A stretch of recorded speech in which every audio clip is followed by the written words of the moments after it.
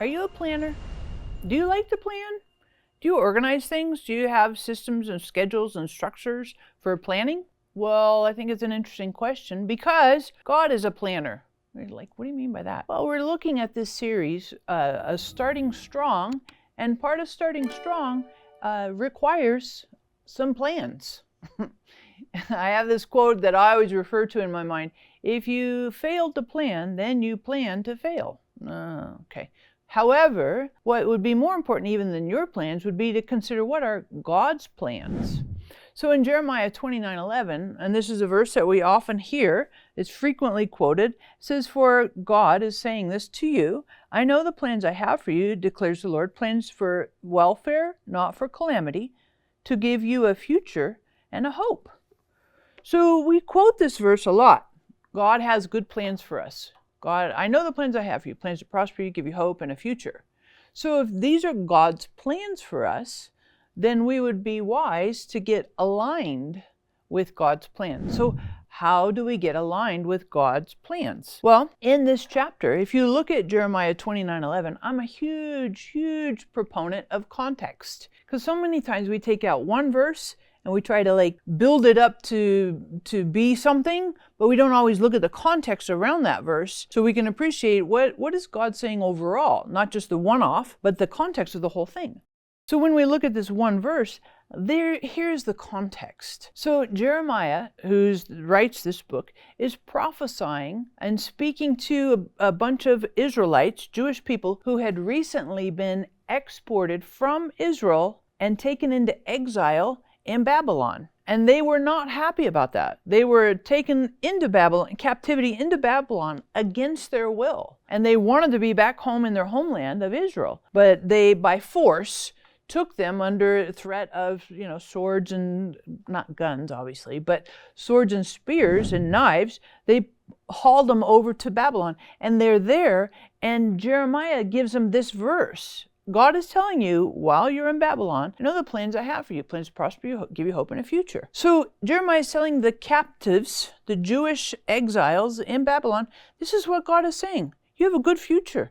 God has good plans for you. But here's the context. Because even though they're there and they're not at home, the context, and this is really important that you read this, before verse 11, Jeremiah 29:11, in verse 5, Jeremiah says to the exiles, build houses, plant gardens, take wives, and become fathers. Seek the welfare of the city where you are. For when the city prospers where you are, then you will prosper. And here's the thing. Jeremiah is telling them, for lack of a better summation, bloom where you're planted. And I think that's part of the problem is sometimes we don't like where we are. We may not like this season, this space in our life. We may not like what's happening with our job or with our school or what's going on with our family. We may not like this season. We may not like this environment, this experience. But with God's plans to give us hope and a future, to prosper us and to do well, we have to, number one, trust the plans of God, that He's got good things for us, and God is a good God. But number two, bloom where you're planted. Make the most of what you have in this situation, in this time. I remember when I first got married, I was going to graduate school. I didn't like it. I didn't like the environment. I didn't like the professors that I had. I didn't really like the culture of the school where I was. I felt like a fish out of water. I didn't care for it. And I remember crying out to God and saying, hey, this is not what I wanted. This is not what I envisioned. And I felt like God brought me to this verse. It reminds me, look where you are, Sarah.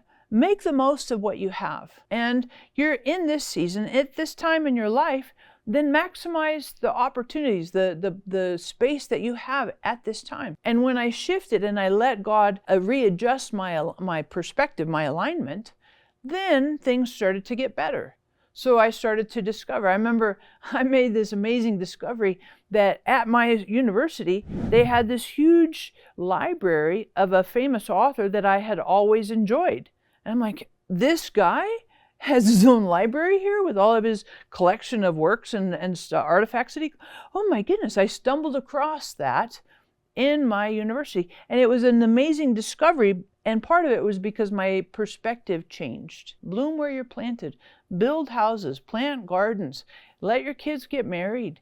Settle in, put your roots down. And if you don't put your roots down, God can't create some fruit from the roots. If you're constantly arguing or fretting or complaining or grumbling about, well, I hate it, blah, blah, blah, it's hard to bloom where you're planted. It's hard to have good fruit. So God has good plans for you, plans for hope and a future, but we have to cooperate with God and those plans and let God develop the roots to support the fruit and the abundance and the plans that God has for us. May not like it, but God can absolutely make all things new and create amazing outcomes from scenarios that you don't necessarily like, appreciate, nor enjoy. Stop! Hold on a second. Wait. It's a joke break. Very exciting joke for you here. What do you call a fake chef? Like, what? A fake chef? What do you call a fake chef? You call a fake chef an impasta. An impasta, get it? Like pasta, like spaghettis, pasta. I know, such a lame joke, but makes you chuckle just a little bit. So I think this has been a really powerful series on starting strong, trusting God, letting the Word of God dwell richly in us, as well as letting God be our ultimate creator. Thanks so much for joining this series. We're going to start a brand new series next week. Oh my goodness, you totally don't want to miss it. It will be amazing.